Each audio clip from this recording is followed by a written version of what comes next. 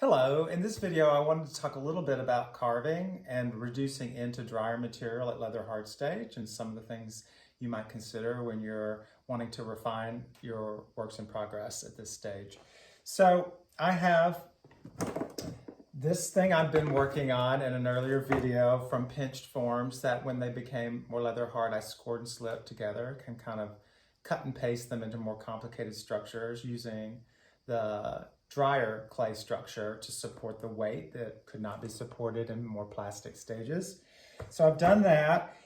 I've kept it wrapped, so it's progressed a little bit in the drying. So it's a nice medium leather hard, which is a good time to think of reducing in by carving to reduce both rectify the thicker and thinner areas to make one more consistent wall for the hollow forms, or I could sculpt into a thicker wall like a bas-relief to create imagery, texture, all kinds of things. So the tools that you might consider are these metal loop tools, okay, of every size and shape, and of course there'll be a reason why you choose one over the other. If my goal were to just take away some of the texture from the modulated texture that occurred when I was pinching. You see the sort of peaks and valleys of me pinching the material to make the hollow form.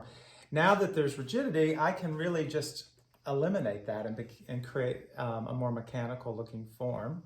So your metal loop tools, hold them with the metal. They're a thin band of metal in whatever shape. You hold the edge of that metal band perpendicular to where you want to remove material.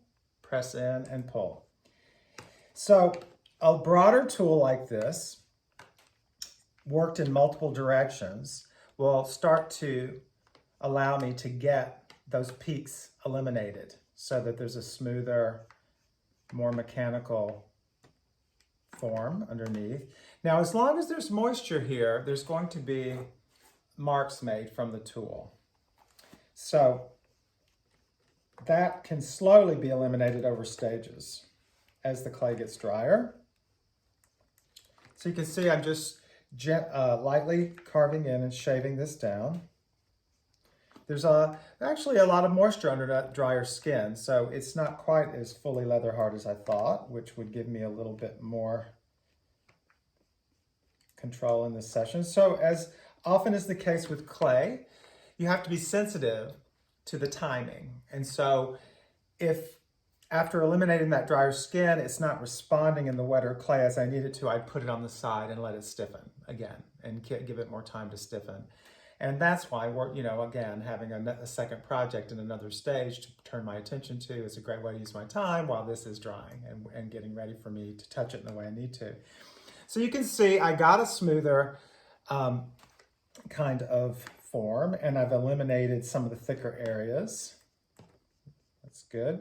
Another tool that one might use is a metal scraper. A metal scraper can be flexed. It has that really thin metal edge that can be like a trim tool. So in this case, though, there's so much moisture, it's really just compressing the softer wall and helping me get that next level of refinement. Okay. Trim tools like this with more of a point, I could go in and I could really carve a deeper line into a thicker wall. Again, this could be a kind of carved image, or I could sculpt up from the deepest point of the carving and create more of a bas-relief of raised and lowered areas.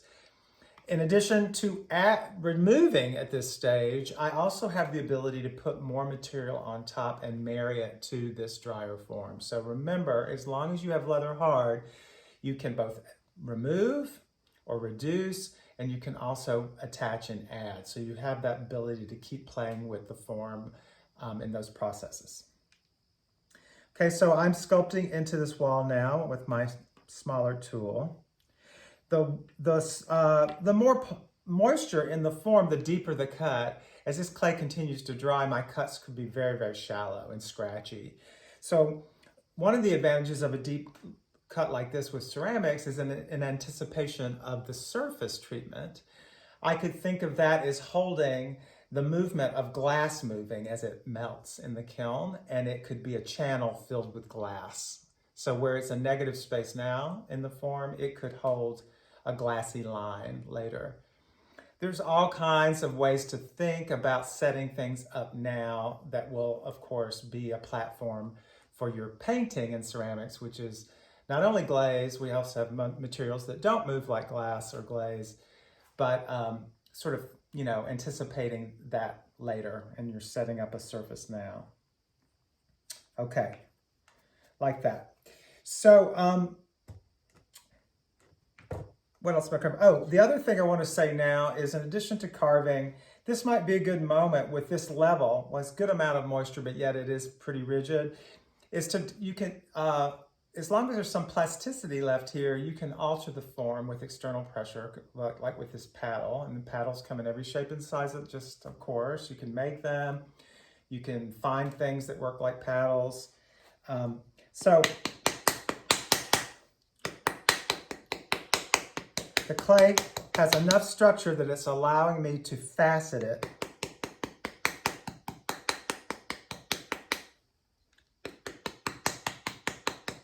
Paddling is so satisfying.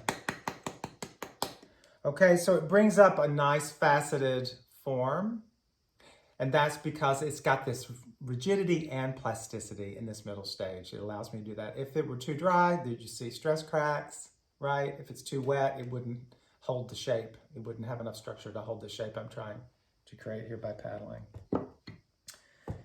Okay, and that's it for this video, and I'll be back with another one later. Thank you so very much. Bye-bye.